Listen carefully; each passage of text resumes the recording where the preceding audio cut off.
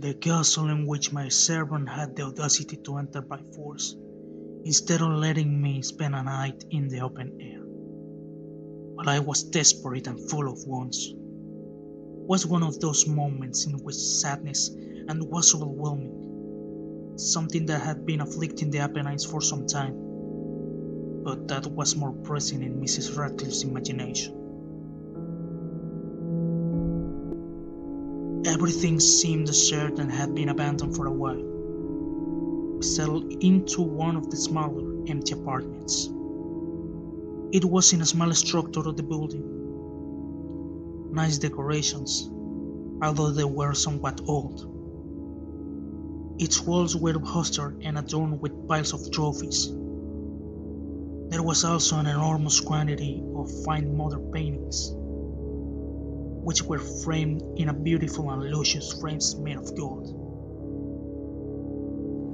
The paintings, which not only lit up the walls but even the corners of the room. This whole setting aroused an interest in me.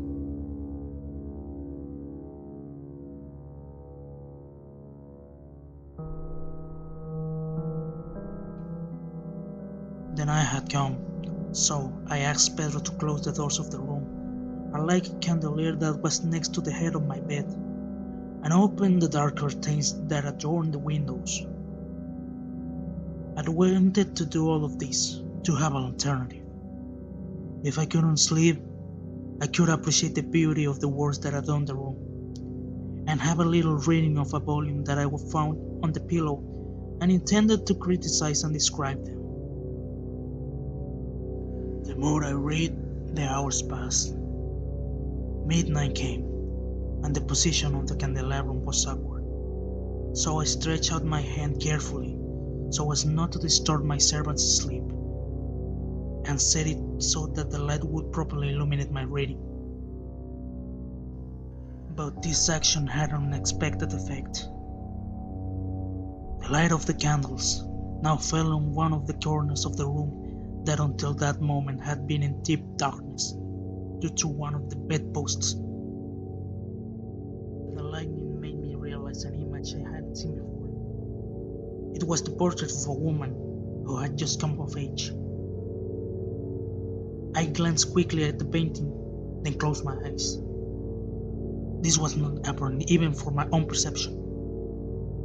But while I had my eyes closed, I wondered why I closed them like that. It was an impulsive move to put time and process what I had seen, to calm down and take a closer look. Moments later, I saw the painting again.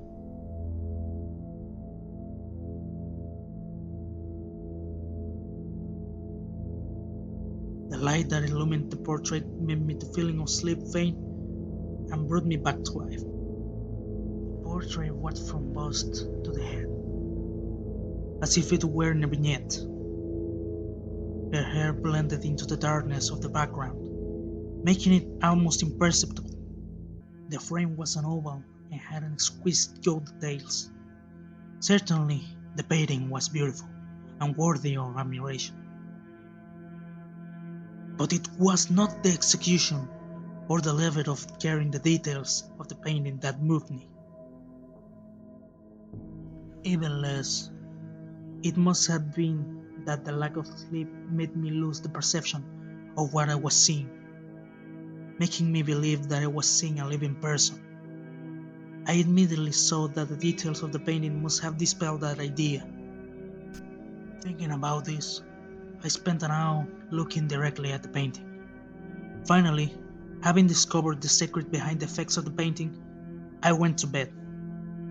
I had deciphered the riddle behind the image, which had left me incomplete uncertainty for a long time.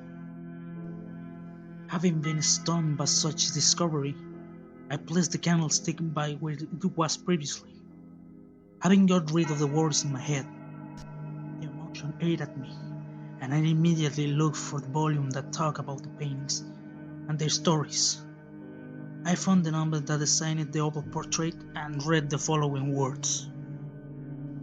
She was a maiden of the rarest beauty, and such beauty falls short of her joy. Terrible was the moment when she fell madly in love with the painter. Him being someone hardworking and passionate, and having a beautiful wife.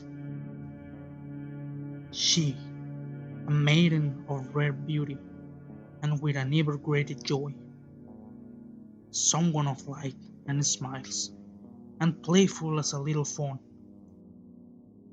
loving and appreciating everything she had in life, hating only art as if it were her enemy, abhorring palettes and brushes, and all the detestable instruments that did not allow her to see the face of her beloved. What was the horror for this poor lady? Was to hear the painter his desire to portray his beautiful wife. But she was someone humble and obedient, so she sat down to spend weeks in sessions in the darkness of the chamber, where the light only fell on the canvas and only came from above. But the painter wanted to give everything for his greatest work.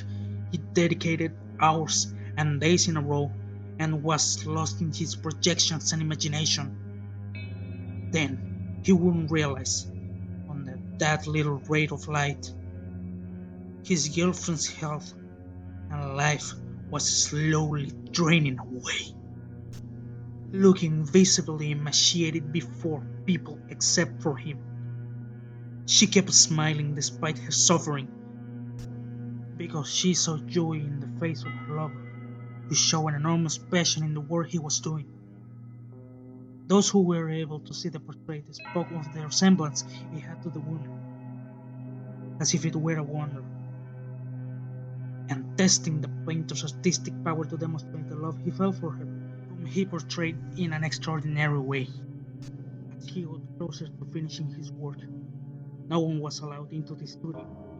The painter had lost his sanity in his eagerness to make a perfect work. He was completely unaware that all the color on the canvas had been stolen from the vitality of his beloved. The work was almost finished. Only some details were missing in the eyes, and suddenly the spirit of his wife had a small spark of life. The final details had been added. The painting was finished. The painter's accomplishment was indescribable. He was stunned and ecstatic at such a piece of art, and he cried out loud, "This is truly life itself!" He turned around to see his beloved. She was dead,